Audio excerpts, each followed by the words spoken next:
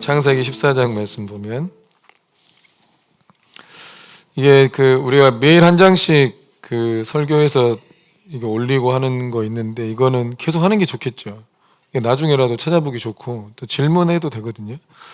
그러니까 우리 수진 성도님이 이렇게 창세기 1장 하나님의 형상, 우리의 형상 이걸 가지고 질문한 부분이 있어가지고 질문하시면 제가 댓글은 다 달고 또 따로 연락이라도 드리든 이렇게 할게요. 근데 거기 보니까 이제 우리의 형상이라 했을 때 하나님의 교회에서도 그거를 이렇게 복수형이니까 어머니 하나님의 근거 구절로 쓰는가 봐요.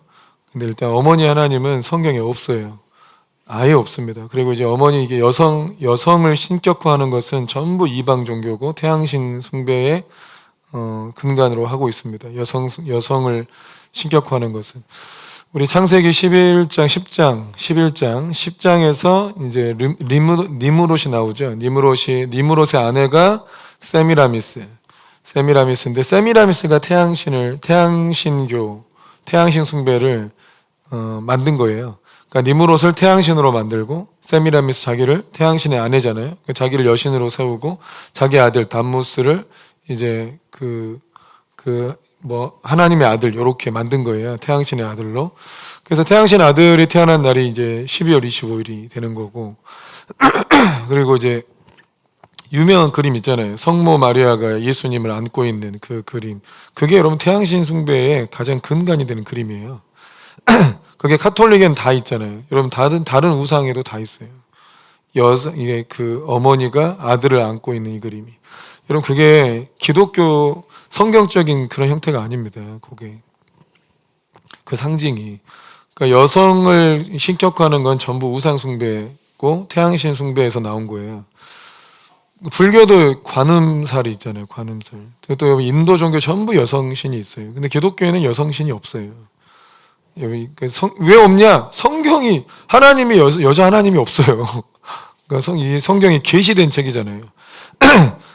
우리에게도 여성성이 있으니까 하나님도 여성성이 있고 여신이 있겠지 이렇게 만든 건 우리 생각이고 하나님께서 성경을 통해 계시하신 하나님은 성령님의 어머니적인 그런 분위기와 성향이 있으시나 또 우리의 형상을 따라 남자와 여자를 만들었으니까 하나님의 형상에 여자가 있다? 이건 지 생각이고 그건 네 생각이고 네가 하나님으로 살아봤니?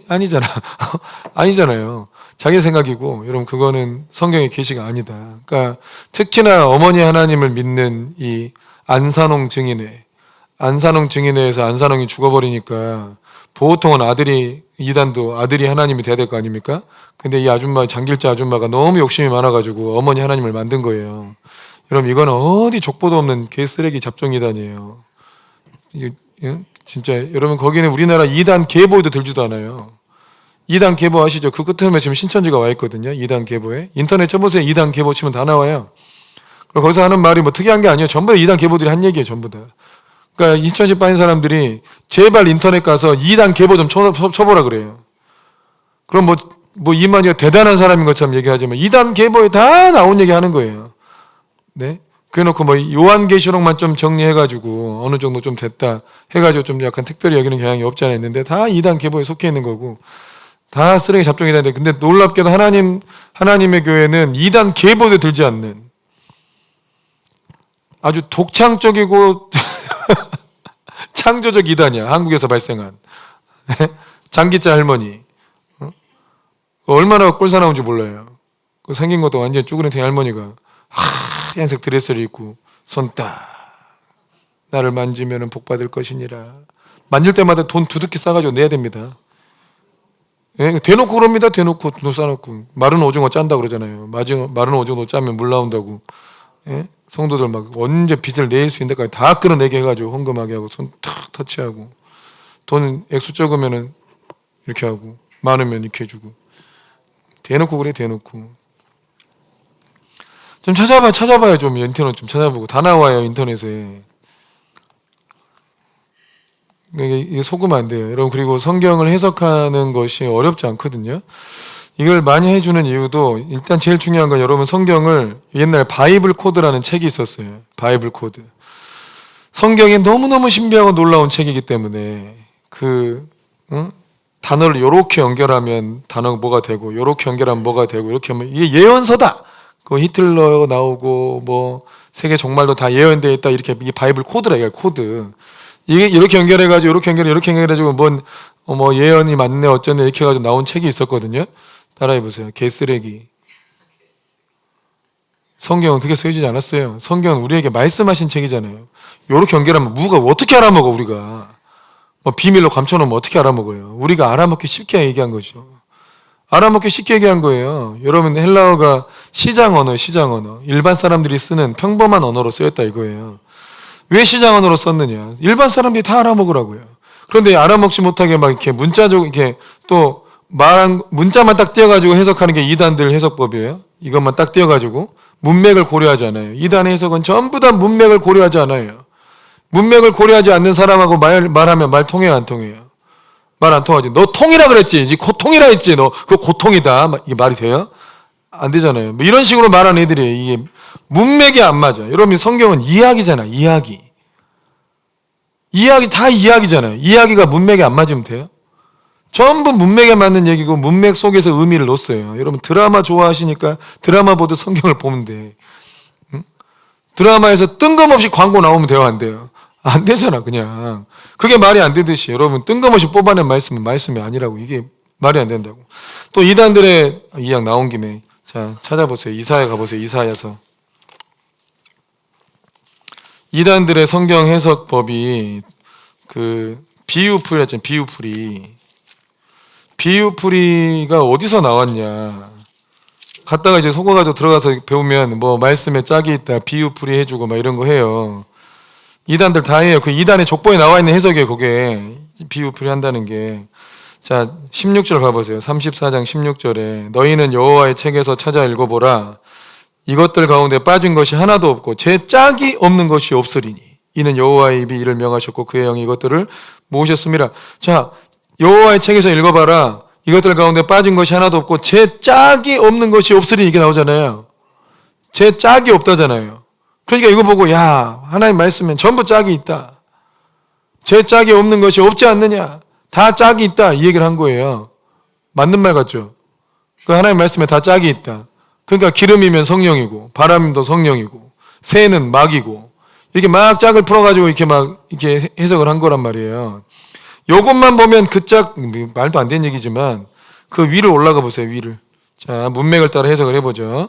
12절 봐보세요. 12절에 그들이 국가를 이으려 하여 귀인들을 부르되 아무도 없겠고 그 모든 방백도 없게 될 것이요. 그러니까 국가를 이으려 하지만 귀인도 없고 방백도 없으니까 나라 지금 망한다는 얘기입니다. 그 궁궐에는 가시나무가 나고 궁궐에 가시나무가 나면 어떻게 된 거예요? 궁궐이 사람 안 사는 거죠. 그죠? 그 견고한 성에는 엉겅퀴와 새품이 자라서 승냥이 굴과 타조에 초소화된다. 궁궐이 타조에 초소화된대요. 궁궐이 지금 망했다는 거죠. 들짐승이 이리와 만나고 숲염소가 그 동류를 부르며 올빼며 거기 살면서 쉬는 처소로 삼으며 그죠? 지금 다 똑같은 얘기죠. 궁궐이 지금 다 망해서 나라가 망했어요. 그래서 동물들이 거기 산다는 거예요. 부엉이가 거기 갯들과 알을 낳아서 그 그늘에 모으며 솔개들도 각각 제 짝과 함께 거기에 모이리라. 지금 궁궐이 지금 자기들 신혼방 됐다는 동물들의 신혼방 됐어. 짝과 함께 거기 모였어요. 너희는 여호와의 책에서 찾아 읽어보라. 이것들 가운데 빠진 것이 하나도 없고 제 짝이 없는 것이 없으리니. 동물들 자기 짝, 암컷, 수컷이 다 있다 이거예요. 이는 여호와의 입이 그를 명하시고 그의 영이 이것들을 모으셨으며 이것들을 모아서 다. 이것들이 뭐예요? 동물들 다 모았다고요. 제 짝을 다 모았단 말이에요. 여호와께서 그것들을 위하여 제비를 뽑으시어 그의 손으로 줄을 띄어 그 땅을 그것들에게 나누어 주었으니 그것들 다 누가 이 동물들 다 나눠줬다는 거 아니에요. 그들이 영원히 차지하며 대대로 거기 살리라. 그래서 너희들의 나라가 완전히 동물들의 그냥 초소가 될 것이다. 그들이 짝을 다 챙겨서 남컷 수컷 와가지고 이렇게 번성하고 살리라. 아멘이십니까? 이 얘기요, 이 얘기, 이 짝이. 근데 여호와의 말씀에 전부 짝이 있으니까 말씀과 말씀이 짝이 있다 이 얘기를 해버리면 어떡하자는 거야. 이것만 딱 띄어가지고 말씀에 짝이 있다고 가르친 게 이단들 가르침이에요. 이단에 빠진 사람한테 이거 좀 보여줘서 설명 읽어보라 그러세요. 국어도 못하냐고. 이 글이 어려우면 좀 쉬운 어플 보면 현대인의 성경, 현대어 성경 있죠. 그걸로 읽어보세요. 더 명확하게 나타나요. 그러니까 이거는 대단한 지식이 필요해서 이게 분별하는 게 아니고 그냥 성경만 읽어봐도 이게 뭔 소리야? 쟤들 뭔 소리 하는 거야? 뭐 멍청한 소리 하는 거 아니야? 이게 그냥 분별되는 거예요. 아멘이십니까?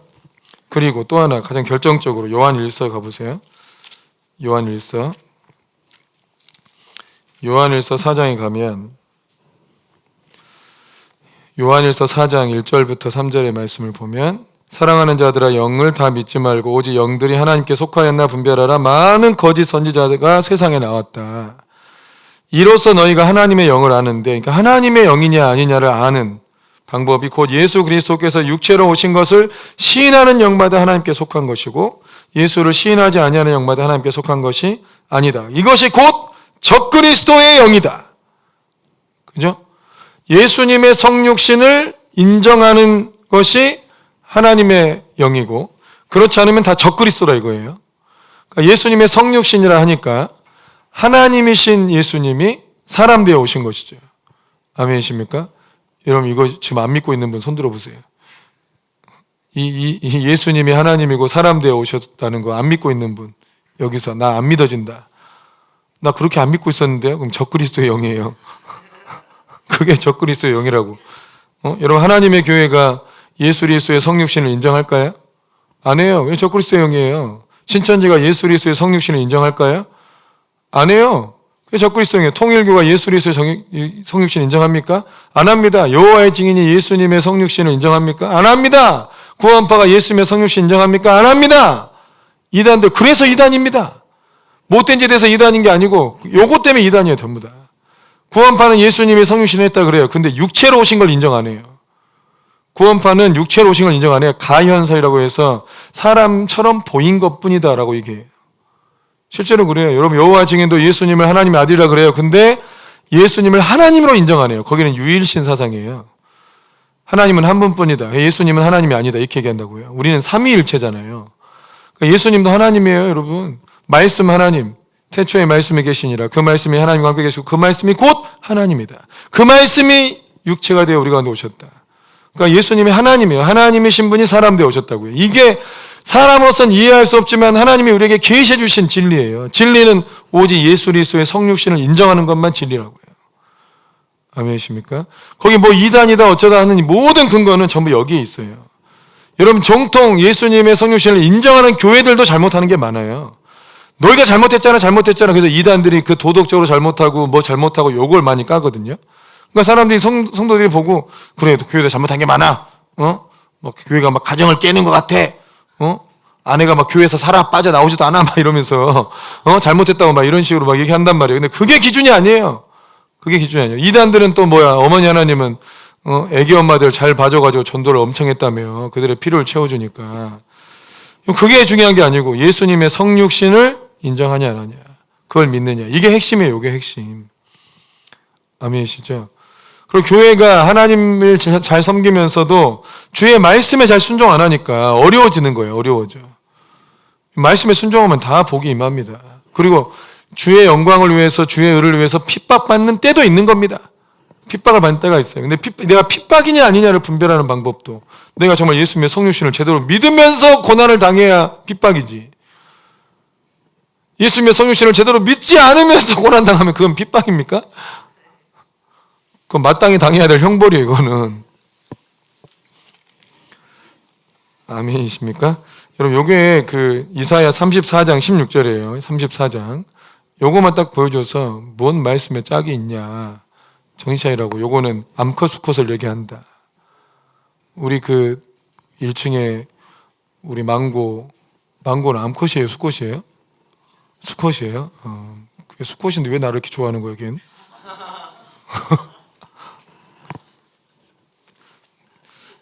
아무튼 그렇다.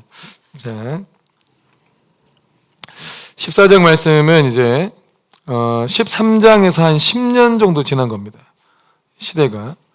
13장에서 이제 롯하고 결별했잖아요. 그런 한 10년, 한 9년에서 10년 정도가 지난 이야기입니다. 그래서 이때 그 셈족의 그 신할 왕과 엘람 왕, 여기서 이 소돔왕과 고모라 이 땅을 다스리고 있었는데 얘네들이 반역을 일으킨 거죠. 그러니까 치러 온 거예요. 한번 혼내주러 온 거였어요. 이 사이에 이 상황에서 소돔과 고모라 땅에서 이렇게 거하고 있었던 소돔 땅에 거하고 있었던 롯이 잡혀가는 일이 생기죠.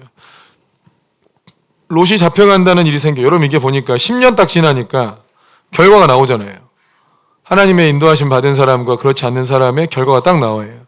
근데 처음에는 인도함 받지 않고 그냥 자기 욕심 따라 간 사람이 처음에는 잘 사는 것처럼 보여요. 그러니까 잘 됐어 이렇게 얘기해요. 처음에는 소돔과 고모라가 멸망하기 전이잖아요. 그러니까 잘 되고 이런 것처럼 보이거든요.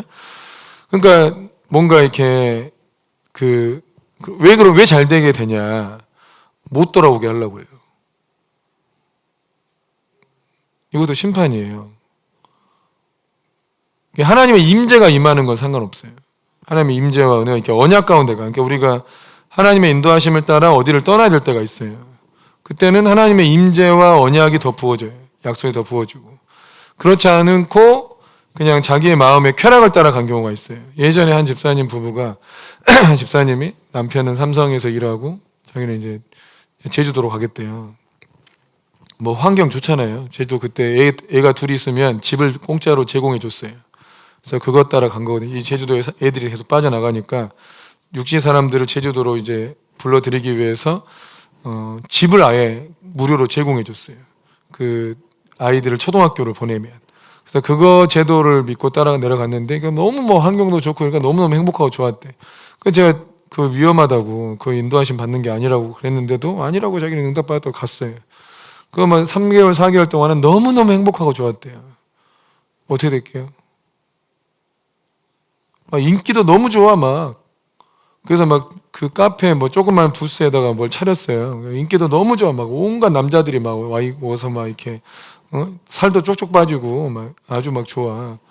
그 남자들이 막 계속 이상하게 날마다 오더래요. 와가지고 8시간씩 막 있어.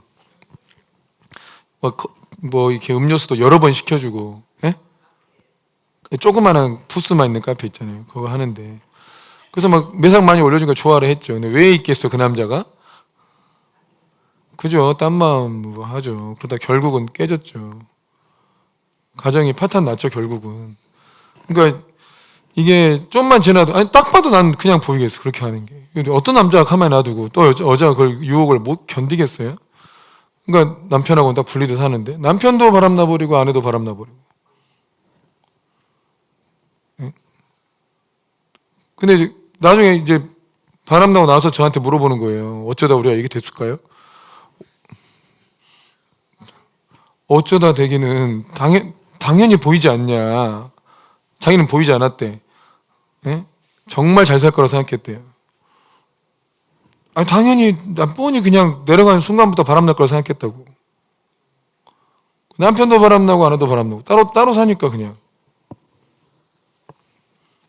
그리고 또 이렇게 그 세속적인 걸 되게 좋아라 해요. 남자들의 관심을 너무 행복하라 해. 예? 더 잘 보이려고 살도 잘 빼고. 당연히 그렇게 돼. 몇 년만 좀만 지나도 당연히 다 무너지게 돼 있어요. 처음에는 이게 괜찮아요. 한 몇 달, 3달, 내 볼 때는 한 유효기간이 한 3달인데 한 3달 정도는 자기가 잘했다는 생각이 들어 막 자꾸. 근데 안 그런다고. 그러니까 이제 이 롯 같은 경우도 처음엔 잘했다 생각해. 자기가 원했던 애굽 땅 같은 소돔과 고모라 땅에서 막 누리고 살았겠죠. 재산도 많고 이랬으니까. 그런데 좀 시간이 지나니까 오메 전쟁이 나버렸네요. 전쟁 나가지고 다 죽게 생겼어요. 그럼 끌려가가지고 거기 그 포로로 끌려가 생긴 거예요. 그 아브라함이 그 얘기를 듣고 자기 집에서 길리운 자를 다 모아서 롯을 구출하러 간 겁니다. 재밌게도 롯을 구출하러 갔는데 어디까지 갔습니까? 단까지 갔어요. 단이 우리가 이게 할라에서 백두까지 이렇게 하듯이 거기가 브엘세바에서 단까지. 단이 이스라엘 지형의 최북단이 단이에요. 그러니까 실제로 이렇게 가면서 아브라함은 밟는 땅을 다 얻게 되는 꼴이 돼요. 그러니까 단에서 롯을 구해갖고 돌아와요. 돌아오는 길에 소돔왕을 만나고 멜기세덱이라는 살렘왕을 만나요. 소돔왕이 나름대로 이렇게 야 너 다 가져라. 전리품은 다 가져라. 아주 훌륭하다. 잘했어. 막 이렇게 칭찬하고 여기 앉아 있으니까 아브라함이 볼 때 기분이 나빠. 이 하나님도 섬기지 않는 이 완악한 왕이 나를 칭찬하고 지랄이야. 막 이 생각이 든 거죠. 근데 이제 멜기세덱도 와가지고 축복하면서 이제 축복을 해줘요. 이 19절에 보면 살렘왕 멜기세덱이 떡과 포도주를 가지고 왔잖아요. 지극히 높으신 하나님의 제사장이다. 그가 아브라함에게 축복해서 천지의 주제이시여 지극히 높으신 하나님이여 아브라함에게 복을 주옵소서. 그런데 대적을 내 손에 붙이신 지극히 높으신 하나님을 찬송한다 하면서 아브라함을 축복해요. 그러니까 이것도 하나님께서 붙여주신 전쟁이죠. 아브라함이 뭐 전략을 잘 썼다기보다는 하나님께서 붙여주셨어요. 승리를 주셨어요, 하나님께서. 그리고 아브라함도 그걸 온전히 인정했어요. 하나님이 함께 하시니까 전쟁에서 이긴 거예요. 그래서 아브라함이 10분의 1을 멜기세덱한테 드려요. 야, 10분의 1을 드린 게 뭐냐? 나는 이제 하나님께 속하겠다. 온전히 하나님께 복을 받겠다. 이 고백이 11조예요. 아멘이십니까? 이 고백이 11조예요. 이 고백이. 나는 온전히 하나님께 속하겠다. 하나님은 나를 지켜주시고 나의 왕이 되어주시고 나를 보호해달라. 나는 온전히 하나님께 속한 자가 되겠다. 소돔왕이 또 거기서 끼어들어가지고 사람은 보내고 물품은 네가 가져라 이러니까 아브라함이 소돔왕한테 내가 손을 들어 맹세하는데 네가 준 거는 실 한 오라기도 갖지 않겠다. 왜냐하면 소돔왕이 그러고 말하고 다닐 거 아니에요. 내가 아브라함한테 그때 내가 다 물건 다 줬거든. 그래서 아브라함이 부자 된 거야. 내가 아브라함 키운 거야. 내가 아브라함 세운 거야. 내가 아브라함을 이렇게 만들어준 거야. 있다고 소리 못하게 하려고 네가 준 거는 일체 받지 않는다 이거예요. 이렇게 결단을 했어요. 이렇게 결단. 그러니까 아브라함이 오직 하나님께만 복받겠다. 오직 하나님께서 일으키시는 인생 살겠다. 나는 오직 하나님께만 소속된다. 나는 하나님의 것이다. 나는 하나님의 사람이다. 하고 마음을 결정하고 그리고 세상 왕이 도와주는 거는 일체 안 받겠다고 끊어버린 거예요. 여러분 이 마음이 진짜 복받을 마음이에요. 이 마음이에요. 우리가 일하면서도 누구 도움받고 어떤 뭐 세상 방법 써서 좀 나도 성공하고 뭐 잘 돼봐야지 이런 생각을 다 하게 되잖아요. 그때는 하나님의 복이 임하지 않아요. 하나님을 의지한 것도 아니잖아요. 근데 오히려 자기 마음에 딱 마음을 먹어야 돼요. 나는 하나님께 복받아야겠다. 나는 하나님 앞에 11조 드리고 하나님 백성 되고 내 생각이고 내 전제고 다 부인하고 오직 하나님 말씀을 따라가겠어. 하나님께서 일으키신 인생 되겠어. 이렇게 딱 마음에 결단을 해야 돼. 그럼 그래야 하나님께서 안전한 복을 줘요. 아멘이십니까? 여기 이제 현대판으로 오면 마태복음 6장 33절이에요. 너희는 먼저 그의 나라와 그의 의를 구하라. 그러면 이 모든 것을 너희에게 더하시리라. 뭐 금수전에 흑수전에 별력에 다 있지만 나는 하나님 말씀에 순종함으로 하나님의 뜻을 이루어내겠다. 그러니까 돈 없으니까 못했다. 사람 뭐 인맥 없어서 못했다. 있다고 소리 안 나오게 하겠다 이거예요. 누구는 이거 없으니까 못하고 저거 없으니까 못하고 이런 말 하잖아요. 그럼 하나님도 없냐? 그럼 하나님이 아무것도 없으면 하나님이 못 도와주냐? 그 사람을 못 일으키느냐? 하나님이 그렇게 능력이 없느냐?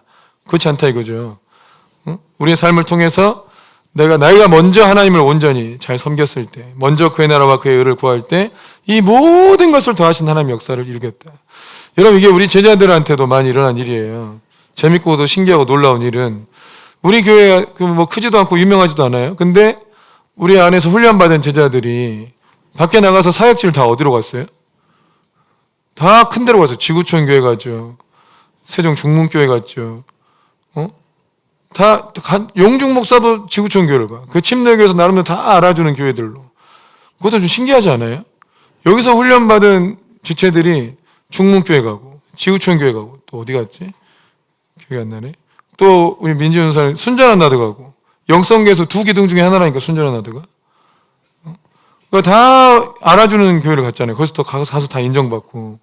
그러니까 뭔가 그러면서 그 교회에서 또 그런 인맥들이 좀 생기고 나만 못 가고 있는 거예요.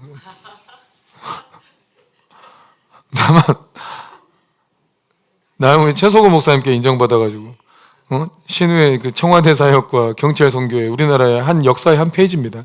진짜로. 네? 청와대 사역을 한 사람이 없어요 우리나라에.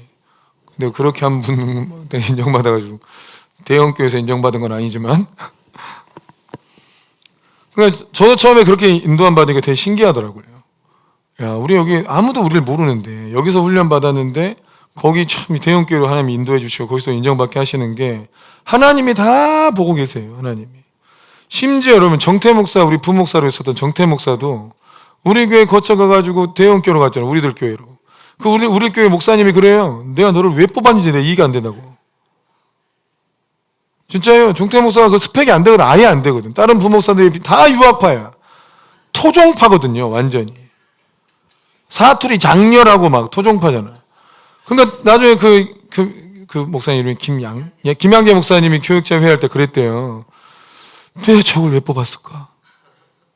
본인도 이해가 안 되더래, 자기가. 하나님이 역사했죠, 그냥 하나님이. 그냥 이력서만 보고 그냥 내본 거래, 그냥 자기도. 자기가 어떻게 그 큰 교회에 지원을 해볼 생각을 하겠어요?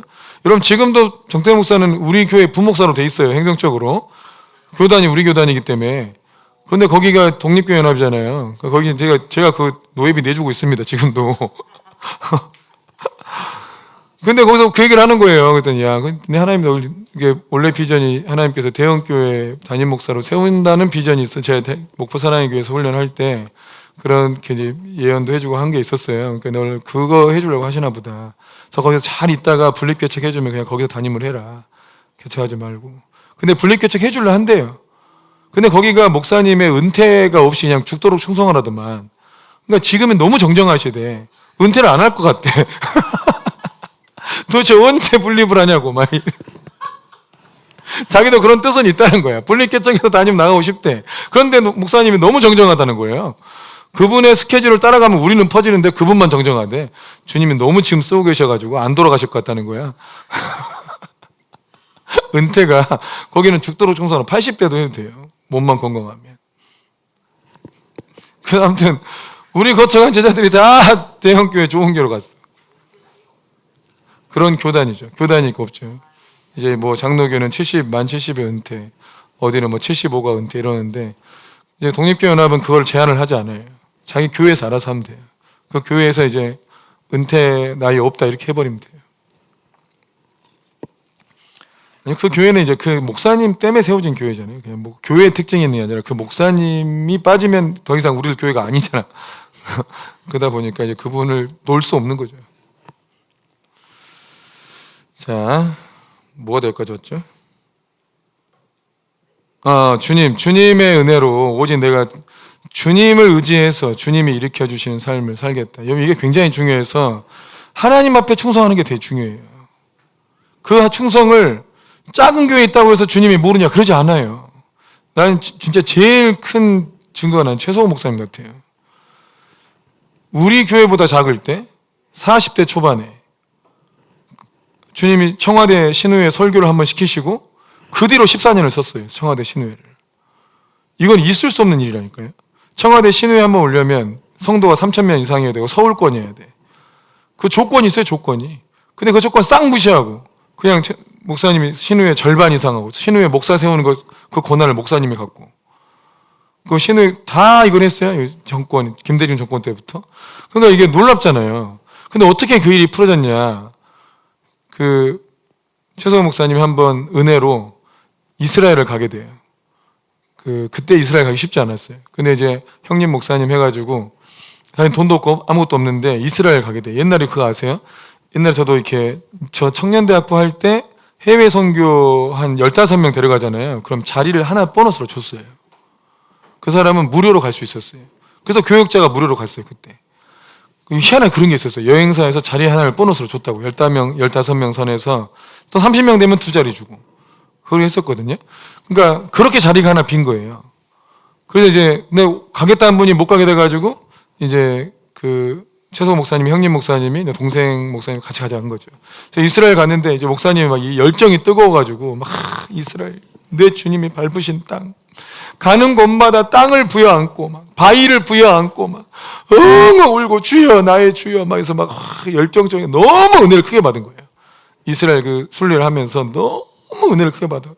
나를 위해 죽으신 주님 막 그 골고다 가서 막 같이 막 기시고 막 이래요. 진짜 열정이 대단해. 뭐 요단 가면 들어가서 안 나와 버리시고 막 이래. 그러니까 막 너무 은혜를 크게 받아가지고 내가 진짜 내 주님이 나를 위해 죽으셨는데 내가 이렇게 살 수 있냐 해가지고 갔다 오셔가지고 집 팔아서 헌금해 버렸어요. 그나마 있는 전셋집 팔아가지고 그냥 교회에 다 헌금해 버리고 교회 안에 들어와 교육관 들어와서 하신 거예요. 누가 알아? 돈 10원도 없는 거야 이제. 그나마 전셋집 하나 있었는데 다 팔아서 헌금해 버리고 교회 안에 들어와가지고 돈 10원도 없고 그냥 밥 먹을 돈도 없고 이러는데 한번 연락이 온 거죠. 그 헌신을 주님이 보셨죠. 근데 어떤 연락을 받았냐면 막 목사님들 사진 많이 나온 거 있죠. 그런 집회에 자리가 하나 비었어요. 허름한 어느에서 뭐 집회를 하기로 돼 있는데 하나 비니까 거기로 와서 강의해달라고. 그래서 알았다고 뭐 할 일도 뭐 없고 이러니까 가서 이제 설교를 하신 거예요. 했는데 거기서 이제 되게 이제 어쩌다 한번 걸린 이제 그러니까 얼마나 준비를 많이 하셨겠어요. 막 기도도 엄청 하고 해가지고 말씀을 딱 전했는데 은혜가 엄청 있었어요. 그 나가면서 이제 막 다 악수하잖아요. 근데 한 분이 나오면서 목사님 너무 은혜 받았습니다 하면서 명함을 주면서 우리 청와대 신우회도 한번 와주십시오. 얘기하니까 청와대요? 네, 그냥 의뢰권 하는 얘기겠지 하고 그냥 마른 거예요. 그럼 명함만 갖고 있었어요. 연락이 안 왔어요. 한 달 지나도 안 오고, 2달 지나도 안 오고, 3달 지나도. 그때 핸드폰이 없었어요. 그래서 사무실로 전화했는데 전화 못 받으면 끝이에요. 청와대가 2번 연락해보고 연락 안 받으면 넘긴대요. 그 당시에 2번 전화해보고 전화 안 받으면 다음으로 넘겨버린대. 그런데 마침 교회 사무실에 계셨어, 그때. 그때가 2번째 연락 온 거였대요. 알고 보니까. 마침 계셨어요. 전화 받아보니까 진짜 청와대 3달 지나가지고 청와대에서 연락이 와서 청와대 신우회 예배를 한번 인도해달라. 야, 이분이 진짜구나. 알고 보니까 그 권사님인데 그분 남편분이 청와대에서 근무하시고 신우회에 있었던 거예요. 그러니까 너무 은혜가 되니까 남편한테 얘기해서 이 목사님을 좀 이렇게 청와대로 하면 좋겠다. 이렇게 얘기를 했던 거예요. 그리고 청와대 신우회 가가지고 말씀 전하는데 영화 청와대 직원들이 그 국가고시에 1, 2등 한 사람들입니다. 그 무엇보다 기억력이 좋아요. 그래서 설교를 다 외우고 있어요. 옛날에 언제 했던 설교까지 다. 또 그분들이 정리하는 습관이 좋아가지고 정리도 잘해놔. 아무튼 그런 분이 와가지고 그런 사람들 앞에서 설교하려니까 얼마나 부담됐겠어요. 예와 잘못 들면 무식이 티나요.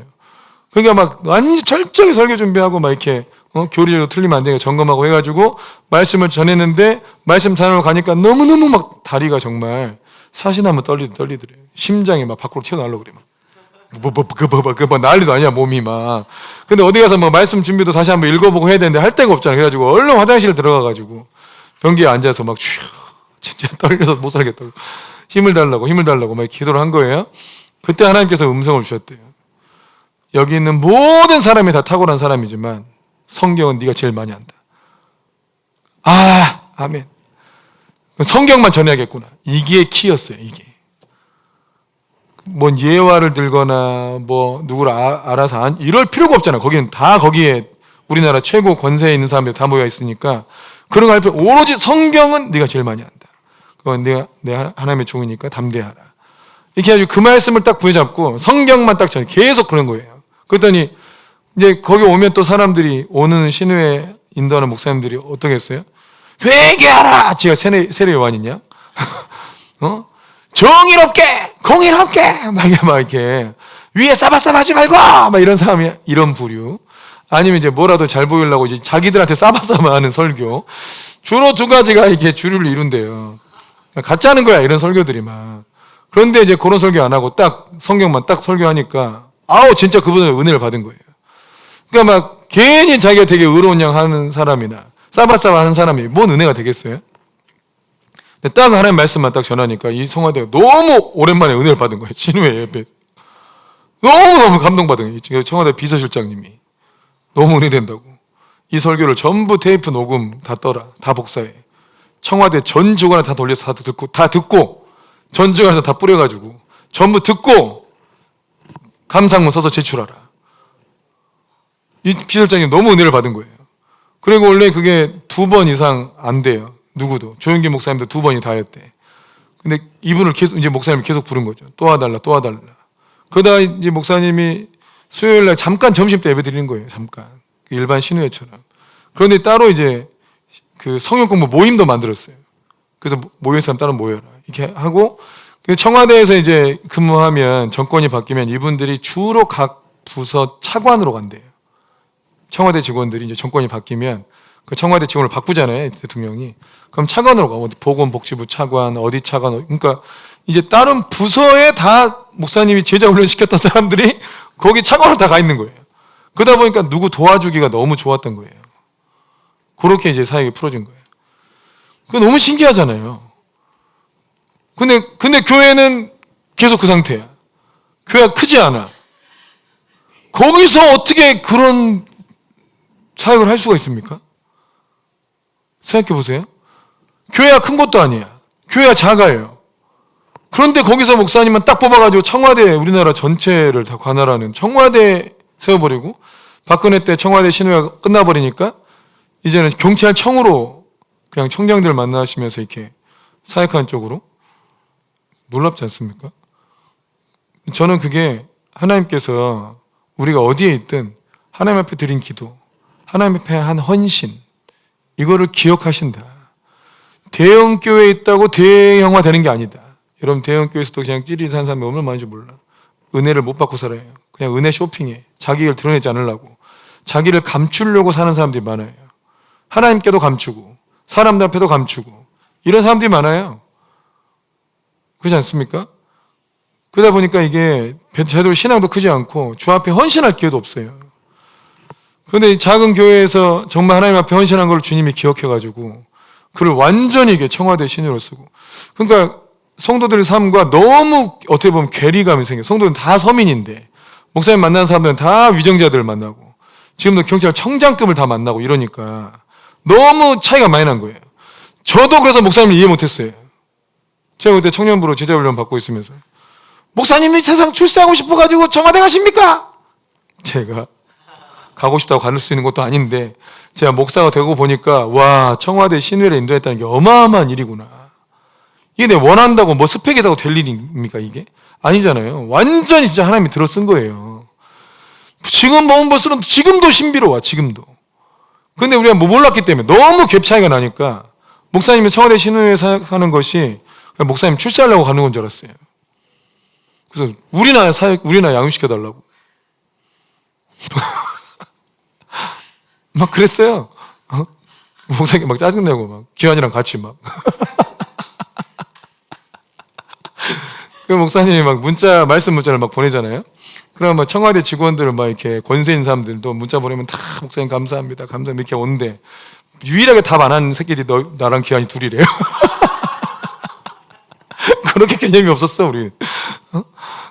그리고 와, 진짜 제 목사님을 열심히 섬기려고 하는 게 그때가 너무 죄송해가지고 너무 은혜는 다 받아놓고 개념 없이 산 게 너무 죄송해서 지금 섬길 수 있을 때도 열심히 섬기자 이렇게 생각하고 사는 거예요. 목사님은 막 저도 뭘 좀 하고 이러면 뭐 고맙다고 막 이렇게 너무 이렇게 표시를 하시는데 그게 아니고 일단 죄송한 게 너무 많아요. 제가 죄송한 게 너무 많고 또 지금도 제가 뭐 노력해가지고 될 수 없는 일들을 많이 해주잖아요. 우리 교회 뭐 신문에 교회 광고 낼 생각도 없는데 목사님이 다 내주시고 또 뭐 어떤 이렇게 노예 임원 이런 거 할 생각도 없고 자격도 안 되는데 막 계속 해주고 그래서 뭐 자리를 너무 좋게 만들어 주시고 또 대한민국을 빛낸 자랑스러운 한국인 상도 주시고 이게 여러분 그냥 그 반기문도 받은 상이라니까요. 장난 아닌 상이에요, 여러분. 그 상이 반기문 총장도 와서 받고 최경준가 골프 그런 우리나라 쟁쟁한 사람들이 받는 상이에요. 근데 거기서 이제 너무 제가 쉽게 이렇게 하니까 야매인가 막 이랬는데 그 야매 아니래요. 진짜 장난 아니래. 그 뽀빠이 이상용이 이 상을 제일 자랑스러워한대요. 자기 상이 수천 개래. 근데 이 상이 제일 자랑스럽다고. 그러는 상이에요, 여러분. 네, 어디 해놔야 돼. 거기 푸른상국에 가면 거기 서 있잖아요. 목사님도 딱 그 사진 해놨잖아요. 네, 근데 저는 뭐 너무 없어서 안 했어요. 제가 너무 없어서 안 했는데 아무튼 뭐 그런잖아요. 뭐 그런 사람 어떻게 받겠어요. 근데 이제 그 누군가가 이제 저에 대해서 조사하거나 인터넷 찾아볼 때 그게 나올 거 아니에요. 그게 신문에 올라가 있으니까. 그러니까 뭔가 이렇게 커버 쳐주는 역할을 해주는 거죠. 그러니까 목사님이 외부 사역 하시면서 그런 걸 이제 많이 경험하다 보니까 클리엄이 이런 게 필요하다. 그래서 그걸 만들어 주는 거예요. 상도 받게 해주고 또 계속 어디 방문했다. 제가 서장님들 청자들 찍은 사진들을 저는 관리를 안 하고 있는데 경찰보건협의회 신문에 계속 올라가니까 치면 나와요. 그게 또 치면 유 목사님이 계속 경찰 사역을 많이 하는구나 이렇게 나와. 그래서 외부 나갈 때 이 사진이 또 이렇게 중요하더라고. 저는 또 뭔 또 사진을 찍고 막 이러냐고 막 이랬는데 우리가 세상 속에 살기 때문에 그게 필요해. 그러나 아무튼 이거 이제 목사님과 이렇게 어떻게 보면 좋은 연합이 되게 하신 것도 하나님 은혜죠. 아니 저는 이제 하나님만 의지하고 하나님께서 시킨 일을 하고 부흥해야 하라니까 부흥해서 인도하고 이런 건데 그 부흥회를 통해서 하나님이 확 이렇게 연합을 시켜준 거. 여러분 이게 그러니까 하나님 의지하는 게 제일 중요한 것 같아요. 그리고 이게 보통 목사님과 스승과 제자 사이잖아요. 이렇게 서로 이런 좀 이렇게 이런 인연이 아니면 다른 쪽으로도 막 이렇게 신경이 많이 쓰여요. 이게 그냥 이런 인연이 아니면 그냥 나를 끌어주는 분이다 이러면 너무 이렇게 돈도 많이 들어 못도 많이 들어 거의 종처럼 살아야 된다고. 근데 또 목사님이 또 그런 스승과 제자가 사이니까 어떻게든 목사님이 나를 세워주려고 하시는 것도 많고 또 저를 세워주는 게 또 목사님께도 유익이니까 또 어떻게 좋고 막 이런 게 신뢰관계가 생긴 거죠. 진짜 하나님이 이렇게 연결해 준 것 같아요. 또 그림이 너무 좋잖아. 청년 때 키웠던 제자가 목사가 돼가지고 또 스승 목사님을 잘 이렇게 보필한다. 또 그 사역을 좀 잘 이어받고 있다. 그림이 너무 좋잖아요. 은혜롭잖아요, 아주. 목사님만 할 수 있는 사역을 저한테 넘기려고 하는데 이제는 아예 같이 가면 후계자라고 소개하거든요. 경찰 선교 후계자라고. 무지하게 부담스러워서 제가 목사님 오래 사시도록 기도를 해요. 그 목사님 이 사역을 늘 같이 다녀야지 저 혼자 다닐 수는 없으니까 오래. 교회는 은퇴하실 수 있어. 그러나 이 사역은 은퇴가 필요 없잖아요. 그래서 목사님 오래오래 하시고 내 옆에서 보필하고 이게 아멘. 기도하십시다. 우리 교회를 위해서 계속 기도해 주시고 오늘 8시에 에어컨 좀 청소하거든요. 그래서 교회도 그대로 좀 더 일찍 끝내고 8시에 이제 교회 에어컨 전체 청소하고 에어컨 틀니까 약간 뭐 흙 냄새 좀 나고 좀 약간 먼지 냄새 나고 좀 기관지 안 좋아지고 이러니까 전체적으로 한번 관리하려고 그럽니다. 네. 아브라함이 멜기세덱에게 11조를 드리고 그래 축복을 받았다. 그러면 이게 우리 성부사에게 모토가 되는 말씀입니다. 아브라함의 복의 모토. 그러니까 나는 소돔왕에 준 거 실 하나도 안 받겠다. 나는 불법은 행하지 않는다. 나는 오직 하나님의 말씀에 순종해서 하나님이 일으키시는 인생이 되겠다. 아멘이십니까? 아멘. 그래서 여러분 일단 하나님 앞에 순종해야 됩니다. 순종하면 하나님이 책임지고 우리가 불순종하면 그 삶을 내가 책임져야 돼요. 나는 하나님 말씀을 잘 분별해서 내 하나님 말씀에 순종하고 순종하는 것도 쉽지 않아요. 계속 순종할 힘을 달라고 기도해야 돼요. 순종할 힘을 달라고 막 기도해서 끝까지 순종을 해야 된다고요. 아멘. 네, 기도하시죠. 우리.